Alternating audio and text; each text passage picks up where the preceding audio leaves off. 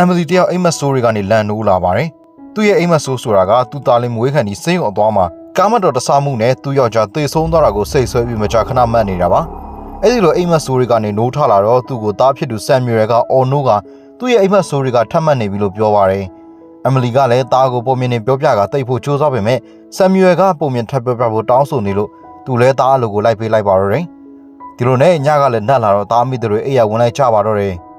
သူတို့နဲ့မနဲ့လင်းလာတော့ဆမ်မြူရယ်ကအိမ်ထဲမှာစူးညံစွာအလုပ်ရှုပ်နေလို့ Emily ထားကြည့်တဲ့အချိန်ကလေးလေးကမင်းကြီးကပုံမြင်ထဲပါတဲ့မကောင်းဆိုးဝါးကိုနှိမ်နှင်းမဲ့လက်နက်တွေဖန်တီးနေတာဆိုပြီးသူ့အမေကိုထုတ်ကြွားပါတယ်။အဲဒီအချိန်မှာပဲမှန်ပတင်းတစ်ချက်ကွဲသွားပါတယ်။ Emily လည်းနောက်ထပ်လက်နက်တွေမထွင်ဘူးသူ့သားကိုမှားနေပါတယ်။သူ့သားလေးကတော့သူ့အမေကိုမျက်လဲပြပြီးပန်းနေနဲ့ချော့နေပါတယ်။အဲဒီနောက်သားတော်မောင်ကိုကြောင်းပို့ပြီး Emily လည်းသူ့အလုပ်လုပ်ရာဘိုးဘွားရဲ့သားကိုလာခဲ့ပါတယ်။အလုပ်လုပ်နေရင် Emily ကိုသူ့သားရဲ့ကြောင်းကလှမ်းခေါ်ပါတယ်။ဟိုရောက်တော့သူ့သားကကြောင်းမှာဒူးလေးတက်လက်ကြောင်းယူသွားလို့ဆရာမတွေကမိဘခေါ်ပြီးဆမ်မြူရယ်ကိုမော်နီတာတစ်လုံးတီးတန့်ထားပြီးစောင့်ကြည့်မယ်လို့ပြောပါတယ်။ Emily ကတော့သူ့သားကိုစောင့်ကြည့်နေတာမျိုးလက်မခံချင်လို့ကြောင်းပြောင်းမှုလုပ်ပါတယ်။ Emily လည်းသူ့သားကိုခေါ်ပြီးပန်းချန်ထဲမှာလာရာဆိုတဲ့တငယ်ချင်းသားအမိနဲ့သွားတွေ့ကြပါတယ်။ပန်းချန်ထဲမှာလည်းဆမ်မြူရယ်ကတာမန်ကလေးနဲ့မတူပဲမိစ္ဆာကောင်ကိုခေါင်းထုချေမယ်ဆိုပြီးအော်ဟစ်နေပါတယ်။အမေနှစ်ယောက်စကားများနေတော့မြောက်လို့စောတဲ့ဆမ်မြူရယ်ကဘာနဲ့ထိတ်တီးတက်သွားလို့လူကြီးတွေလန့်ကုန်ပါတယ်။ဒီလိုနဲ့သားအမိနဲ့အိမ်ပြန်လာကြပါပြီ။အိမ်ထဲကနေခွေးကလေးထွက်လာပြီးသူတို့ကလည်းခွေးကလေးကိုချုံမြူကြပါတယ်။ညကြတော့ညသာစားပြီး Emily ကသူ့သားလေးစိတ်လုံချုံအောင်ကရင်အောက်ဗီဒီယိုတကားတွေဖွင့်ကမိစ္ဆာကောင်မရှိကြောင်းသက်သေပြရပါတယ်။ညကြတော့ဆမ်မြူရယ်ကသူ့အမေကိုစာအုပ်အနီလေးတအုပ်လာပြပြီးဖတ်ခိုင်းပါတယ်။သူ့အမေကတော့ဘယ်ကရတာလဲဆိုတော့ဆမ်မြူရယ်ကစင်မော်ကနေရတာလို့ပြောပါတယ်။စာအုပ်နာမည်ကတော့ဘာဘာဒွတ်ပါ။အဲ့ဒီစာအုပ်ထဲမှာတော့မိစ္ဆာတကောင်ကကလေးတယောက်ကိုအိယာဘော်ကနေလာဖမ်းနေတာတွေရေးထားပါတယ်။ဆမ်မြူရယ်ကကြောက်လို့ငိုနေတာတော့ Emily ကအဖတ်မပြတ်ပါဘူး။ညကြတော့ Emily လည်းစာအုပ်ကိုတစ်ခါပြန်ဖတ်ကြည့်လိုက်ပြီးသိန်းကခွေးကလေးကိုပိုက်ကရုပ်ရှင်ကြည့်နေပါတယ်။ဒီလိုနဲ့ခဏကြတော့ Emily လည်းရေနံတွင်းနိုင်ဖို့ကြိုးစားပါတယ်။အဲဒီချိန်မှာပဲဆမ်မြူရယ်ကသူ့အခန်းထဲကဗီဒီယိုထဲမှာမကောင်းဆိုးဝါးတွေ့ရဆိုပြီးသူ့အမေစီပြေးလာပါတယ်။ဗီဒီယိုတကားတွေကသူ့အလိုလိုပွင့်လာတာဆိုပြီးပြောပြပါတယ်။ဒီလိုနဲ့သူ့သားကိုခေါ်တိတ်လိုက်ပါတယ်။ခဏကြတော့အပြင်မှာတကယ်ပဲအတန်ကြီးကြားပြီးတော့ Emily တယောက်ဆောင်ခေါင်းမိချုံကအိတ်လိုက်ပါတော့တယ်။ဒီလိုနဲ့မနက်9:00နာရီထိုးလို့သူ့သားနိုးလာတော့သူလည်းအပြင်သွားဖို့ပြင်ဆင်ပါတယ်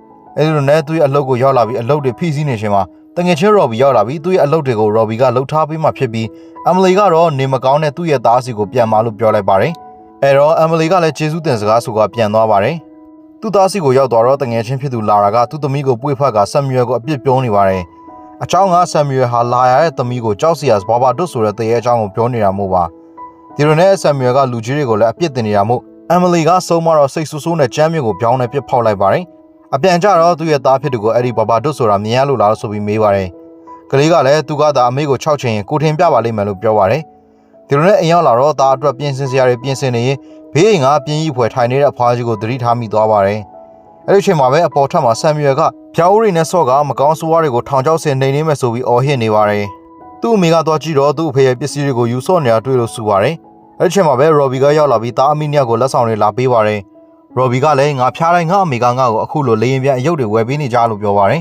။ဆမ်မြူရယ်ကတော့သူမဖျားတာလို့ပြောပါတယ်။အဲ့တော့မှအမေဖြစ်သူကကလေးဟာကျောင်းကအထုတ်ခံထားရတာလို့ပြောပါတယ်။အဲ့ဒီအချိန်မှာပဲကလေးကဝမ်းနေစွာနဲ့အမေကိုမုန်းတယ်။အမေကအဖေကိုလည်းမပေးဘူးစသဖြင့်အော်ဟစ်ကထွက်သွားပါတယ်။အပေါ်ကိုပြန်တက်လာချိန်မှာမြင်လိုက်ရတာကသူ့ယောက်ျားရဲ့ဓာတ်ပုံရဲ့သူ့ယောက်ျားအဝတ်စားတွေပါ။သူလည်းအကုန်လုံးကိုအလင်းမြန်သိမ်းဆဲလိုက်ပါတယ်။အဲ့ဒီနောက်သားအမိနဲ့ညစာစားနေချိန် Emily ရဲ့စွပ်ပြုတ်ထဲမှာကြောက်ခဲတွေပါလာပြီး Emily သွားကျွတ်သွားပါတယ်။ Emily ကလည်းသူ့သားကိုစက်မစားစေတော့ပဲရုပ်ရှင်သွားကြည့်ခိုင်းပါတယ်။ကလေးလေးကတော့ဘာဘာထုတ်လောက်တာလို့ပဲတွတ်ပြောနေပါတယ်။ဒီလိုနဲ့အမေကလည်းသူ့သားဘာလုပ်နေလဲဆိုပြီးချောင်းကြည့်ပါတယ်။ကလေးလေးကတော့မျက်လဲပြကွက်တွေကိုပဲစိတ်ဝင်စားကြည့်နေပါတယ်။ခဏနေတော့ပြေးတော့နေတဲ့သူ့သားကိုကြည့်ပြီးဘာလုပ်နေလဲဆိုတာအခန်းထဲဝင်ကြည့်လိုက်တော့သူ့အဖေရဲ့မျက်နှာကိုဘောပင်နေနဲ့ချစ်ထားတဲ့ဓာတ်ပုံကိုတွေ့လိုက်ပါတယ်။ Emily ကလည်းဒါဟာစော့စရာလို့ထင်နေလားလို့မေးပါတယ်။ကလေးကလည်းသူ့လှုပ်ထားတဲ့လမ်းတစ်ခုကိုဆွဲကင်ပြီးသူ့အမေကိုတွန်းထုတ်ကသေချင်နေတာလားဆိုကအော်ဟစ်သွားပါသေးတယ်။ Emily ကလည်းစိတ်ညစ်ညစ်နဲ့ထမင်းစားခန်းထဲမှာထိုင်နေပါတယ်။ဆမ်မြူရယ်ကတော့သူ့ရဲ့လက်နက်ကိုကင်ပြီးဗီဒီယိုကနေထွက်လာမဲ့မကောင်းဆိုးဝါးကိုစောင့်နေပါတယ်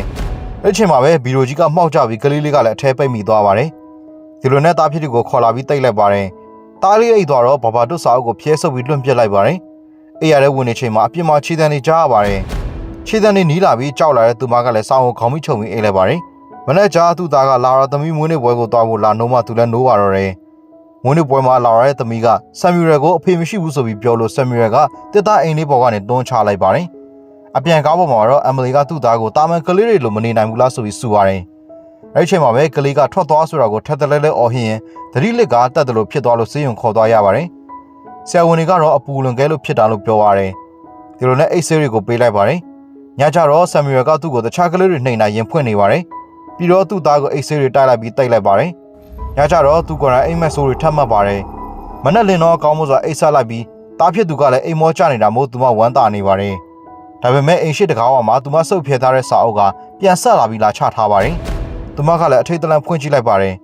်အဲ့ဒီနောက်စာအုပ်ကိုမီးရှို့ပစ်လိုက်ပါတယ်နောက်မှာသူ့ရဲ့တငယ်ချင်းကိုအကူအညီလမ်းတောင်းတော့ရဲစခန်းသွားပြီးပြောဖို့ကိုတွန်းအားပေးပါတယ်သူလဲလာရာကိုဖုန်းဆက်ဖို့ကြံတော့ဖုန်းထဲကနေဘာဘာတို့ဆိုတာကြီးကိုအကူကွဲအတန်နဲ့အော်ဟစ်နေပါတယ်သူမလည်းရဲစခန်းမှာလူတယောက်ရဲ့ချင်းချောက်မှုကိုခံနေရပြီးစာအုပ်တအုပ်နဲ့ချင်းချောက်နေပါတယ်လို့ပြောပါတယ်တပ်သိစာအုပ်ကိုမီးရှို့လိုက်တဲ့အတွက်ရဲတွေကဘာမှမဖြေရှင်းပေးနိုင်ဖြစ်သွားပါတယ်အဲ့နောက်နေရာမှာချိတ်ထားတဲ့မိစ္ဆာရဲ့ဝတ်စုံကြီးကိုကြည့်ကသူမလန့်သွားပါတယ်ပြီးတော့စခန်းထဲကလူတွေကလည်းမျက်နှာသိနဲ့ဝိုင်းရှိနေလို့သူမထွက်ပြေးလာရပါတယ်အိမ်ရောက်တော့ကလေးကဘေးအိမ်ကကင်ဆာဝေဒနာတဲ့အဖွားကြီးနဲ့စကားပြောနေပါတယ်သူမလည်းကလေးကိုခေါ်ပြီးအိမ်ကိုပြန်လာတော့အိမ်ထဲမှာပိုးဟက်တွေတွေ့လိုက်ပါတယ်ပြီးတော့နေရာအပေါက်ကနေပိုးဟက်တွေအများကြီးထွက်လာတော့သူမလည်းတန်ရှင်းရေးလုပ်နေပါတယ်အဲ့ချိန်မှာပဲအိမ်ရှိတကားလာခောက်ပြီးတော့မြို့နယ်လုံခြုံရေးအရာရှိတွေကသူတို့သားအမိနဲ့စကားလာပြောပါတယ်ဆမ်မီရယ်ကသူ့အမေရဲ့အဆွေတွေကြောင့်အရန်ပင်ပန်းနေပြီလို့ပြောပါတယ်လူကြီးတွေကလည်းမိခင်ကိုတန်တဲ့ဝင်သွားပြီးတော့နောက်တစ်ပတ်ပြန်လာစစ်ဆေးမယ်လို့ပြောပါတယ်ပြီးတော့အမ်မလီကသူမရဲ့အပေါက်တစ်ခုကနေထွက်လာတဲ့ပိုးဟက်တွေကိုနှိမ်နှင်းမလို့ဆိုကနယံကိုကြည့်လိုက်တော့နယံကအကောင်းကြီးဖြစ်နေလို့လူကြီးတွေကမိခင်ရဲ့စိတ်ကြမ်းမာရေးကိုတန်တဲ့ဝင်သွားပါတယ်ဒီလိုနဲ့ပကံနေစေးနေရင်ဘေးရင်ကဘာဘာတို့ကိုမြင်လိုက်တော့အထိတ်တလန့်ဖြစ်သွားပါတယ်အဲ့ဒီချိန်မှာသားလေးကအိတ်တော့မယ်ဆိုတာကြောင့်သူမလည်းအိတ်စီအစွမ်းပြေမှာဆိုတာတော့ပေးမအိတ်ပါဘူးသားအမိတို့ရုပ်ရှင်ထိုင်ကြည့်နေကြပါတယ်ညဟာနတ်တက်နတ်လာပြီးသူမတို့လည်းအိယာဝင်လိုက်ကြပါတယ်အဲ့ဒီချိန်မှာအပြင်ကနေကုတ်ချစ်တဲ့နေကြားလို့ဖွင့်ကြည့်လိုက်တော့ခွေးကလေးဖြစ်နေပါတယ်ပြီးတော့တကားကလည်းသူ့ဘာသာပွင့်လာပြီးအမ်မလီတောက်ဆောင်းခေါင်းပြီးချုပ်မှာအိတ်ဖို့ကြိုးစားနေချိန်ဘာဘာတို့ရောက်လာပြီးချောင်းလန့်လို့ကလေးကိုခေါ်အောက်ကိုပြေးဆင်းလာပါတယ်ဒီလိုနဲ့ရုပ်ရှင်တွေကြည့်နေရင်ညအကုန်ဆုံးလိုက်ဖို့မနက်မှအိတ်ဖို့ကြိုးစားပါတယ်အဲ့ဒီချိန်သားဖြစ်သူကဘိုက်စားတယ်ဆိုတော့ကြောင့်စိတ်ဆက်နေတဲ့အမေကလည်းအော်ဆဲပြစ်လိုက်ပါတယ်ခဏနေမှသူမမှန်းသိပြီးသားကိုလိုက်ချော့ပါတယ်ဒီလိုနဲ့ကလေးကိုချော့ပြီးအိမ်ကနေပြန်ထွက်သွားပါတယ်လမ်းမှာဘာဘာဒုဆိုတဲ့အတန်ကြီးထွက်လာပြီးတော့ကားဟာထိန်းချုပ်မရဖြစ်ကသူများကားကိုဝင်ဆောင်ပါတယ်ကားပိုင်ရှင်ကလာချိန်နေတော့တားအမိတွေအိမ်ကိုပဲပြန်ပြေးလာကြပါတယ်စိတ်ညစ်ညစ်နဲ့တားအမိတွေတရောတက်လက်ကိုဖက်ကအိတ်လိုက်ကြပါတယ်အိတ်တာကိုလာရှုပ်နေတဲ့တားဖြစ်သူကိုအမေကအော်ဆူလိုက်လို့ကလေးလည်းဆိုဖာပေါ်မှာကျွန်းကျွန်းလေးသွားထိုင်နေပါတယ်တရင်တို့တော့ကလေးကပျောက်နေပြီးသူမလိုက်ရှာတော့ကလေးကဘေးရင်ကအဖွားကြီးကိုဖုန်းဆက်ကအိမ်မှာမူမမှန်တာတွေဖြစ်နေတယ်လို့ပြောပါတယ်အမ်မလီကလည်းသူ့ကိုအဆက်ခွဲနေလို့ဆိုပြီးစိတ်ဆိုးကဖုန်းချိုးတွေကိုဓာတ်နဲ့ဆွဲဖြတ်ပစ်ပါတယ်အဲဒီနောက်ကလေးကိုဆေးတိုက်ပြီးအိတ်စေကသူမက TV ထိုင်ကြည့်ရင်စောင့်ပါတယ်ဒီလိုနဲ့သူမဆက်ခနဲ့ကလေးကိုကြည့်လိုက်တော့ကလေးဟာသွေးတွေရွှဲလို့အသက်ထွက်နေပါတယ်တဲ့သူမမတက်ရလိုက်တဲ့အချိန်မှာကလေးရဲ့အတန်ကိုကြားပြီးတော့အတိဝင်လာပါတယ်တကယ်တော့သူမအမြင်နဲ့မှားနေတာပါကလေးကတော့ဓာကြီးကင်ထားတဲ့သူမကိုထိတ်လန့်စွာတနာစပွဲကြည့်နေရှာပါတယ်အမ်မလီကလည်းဓာကိုသိမ်းကလေးကိုညစာကျွေးပြီးဆိုဖာပေါ်မှာတိတ်လိုက်ပါတယ်သူမကတော့ရုပ်ရှင်ကြည့်ရင်ထိုင်ဆောင်ပါတယ်ဒီလိုနဲ့ TV ထဲမှာကိုရုပ်ကိုပြန်မြင်လိုက်ရပြီးမီးတွေလည်းပြတ်သွားပါတယ်ကလေးကလည်းဆိုဖာကနေပျောက်သွားပြီးခဏကြာတော့မြောက်ခန်းနဲ့ဆင်းသွားတာတွေ့လိုက်လို့သူလည်းလိုက်ကတည်သွားတဲ့သူ့ယောက်ျားကိုတွေ့တော့ဖတ်ပြီးနမ်းနေပါတယ်ပြီးတဲ့ချိန်အဲ့ဒီလူစီကငါစီကိုကောင်လေးကိုခေါ်လာပြီးရင်ငါတို့အတူတူနေလို့ရပြီဆိုပြီးပြောတော့အမ်မလီလည်းမူမမနာသတိထားမိသွားပြီးထွက်ပြေးပါတယ်အပေါ်ထပ်မှာတော့အိမ်တွေဟာမီးမိတ်လိုက်ဖွင့်လိုက်ဖြစ်နေပါတယ